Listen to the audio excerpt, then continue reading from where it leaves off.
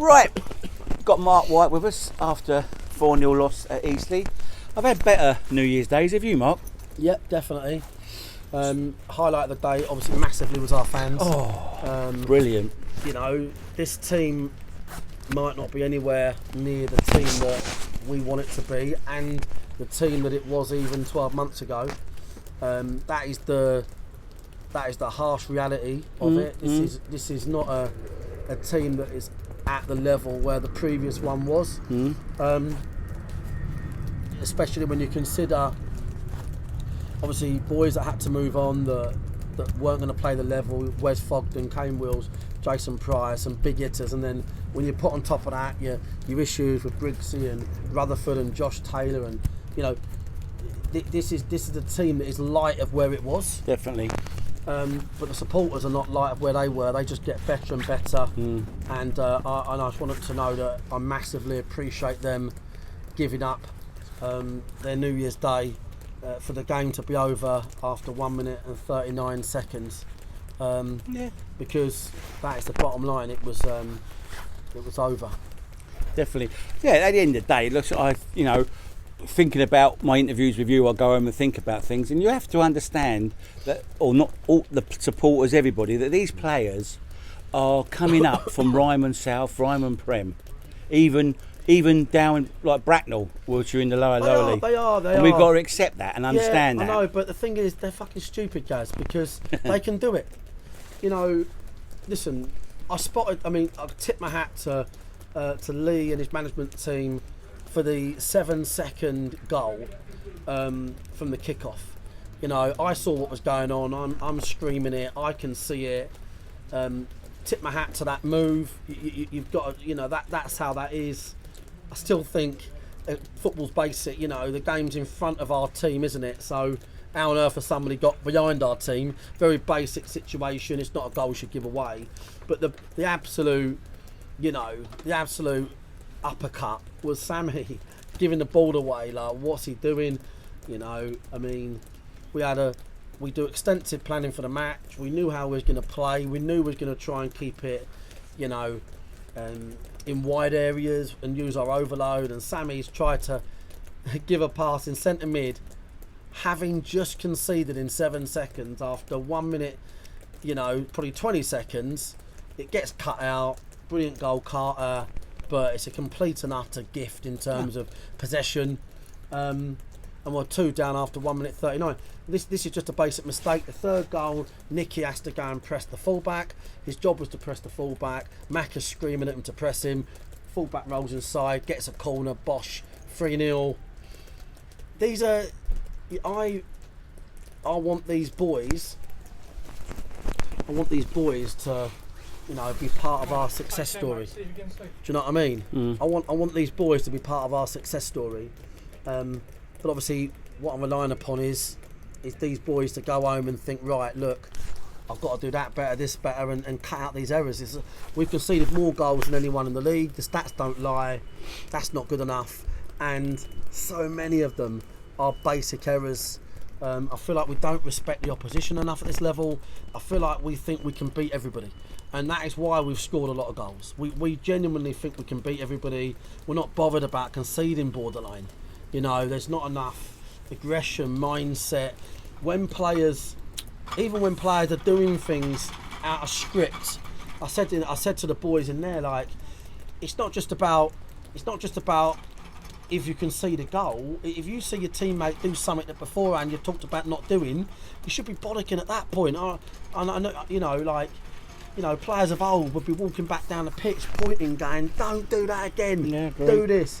But our boys are quiet. They allow each other to make mistakes. And I just feel like we're never out of a game. I mean, if we'd have scored second half, let's face it, we had a lot of possession, put loads of balls in the box. If we'd have scored second half, people would have thought we can get 4 goals. We're never out of a game. But we need to get rid of that mentality. We need to obviously be a lot stricter with how we defend and don't give the ball away in shit areas, mate. And the game was done after 1 minute 39. That's the bottom line. In going into left back, you obviously had Cheadle, you had Proctor and you had Kennedy. any reason why none of them went into left back and pushed Bobby on? I know it's hindsight. I appreciate that. Could Bobby and the fullbacks were overloads. Bobby Joe Taylor is a player that has to play as an overload, and he's double the player as opposed to when he's pressed. And you know, the game plan was really simple, and they knew that today, by the way, because they plugged him. I think it was Rutherford. They plugged him. They said to him, right, don't let him get on the ball. They plugged it, and because of that, we're finding it a lot easier to get out on the right hand side. Listen, it's not because Archie Proctor or Callum Kennedy didn't play, guys, that we conceded. It's because we fucking didn't switch on to a kick-off, or because Sammy's played a ball that's got cut out after a minute in centre mid. That's not who didn't play, if that makes sense. That is just the stupidity of those that did. What I'd say is, as these boys become fit, you know, as they become fit, these boys, it does mean that we can. It does mean we can increase the competition. If players make mistakes, mate, then you know, obviously we can just leave them out, and then it's down to them to get back in the side, which is how it should be. But no, listen. Today was about, you know, but also, by the way, it is. I always, because I'm disappointed with the manner of the goals, the first 2-3. You know, you stop talking about Eastleigh, and I think their fans turned out in the rain. Well done to them, great crowd. Their warm-up was the best warm-up I've seen all season.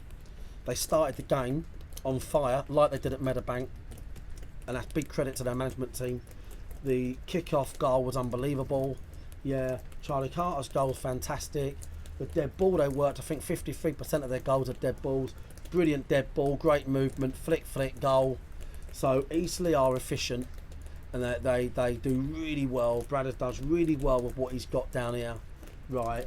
And he's having a good season, mate, and he's right up there in the league table, right? Yeah. And he gets a team that plays for him, right? So I just want to credit Eastleigh, because obviously I'm talking to our fans, and it's easy to talk about the things you're not happy with, but I thought Eastleigh done things well. Yeah, well, we could discuss things all night, you and me, but obviously that's not what we're here for. But anyway, so 2 training sessions is there this week? 2 training sessions. And then Oldham at home. Oldham at home. Obviously hoping for you know, return of Josh Taylor, Ed Harris. A few of these boys have been earmarked to return. We've got to be careful, don't rush them back. Yeah. You know, and yeah, we've just got to take one game at a time, guys, because you know what, I was really confident today, to be honest, mate. Yeah, that was I, mate. I thought second half at Meadowbank, 72% possession, basic use of an overload. You know, we know we can keep the ball away from them, but 7 seconds, 1-0 down, 1 minute 20 or 1 minute 39, 2-0 down. You know, management team uphill battle. Credit to our fans, and realistically, goal difference this year is a problem. Don't really see how we're going to arrest that one now. So it is 3 points gone.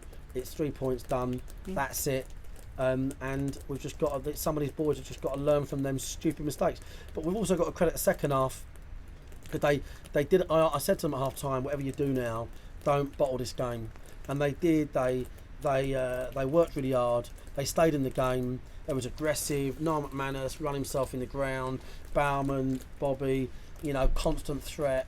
And I thought at 4-0, got 4-0 down when you could be on the end of a hiding. Let's face it, I thought they showed some balls to plug away at the game and, you know, do what they've done. I think anyone in the building knows the game was done after a couple of minutes, and that's the bottom line, mate. Okay, mate, well, have a safe journey home. Cheers, mate. See you next Saturday. Cheers, mate.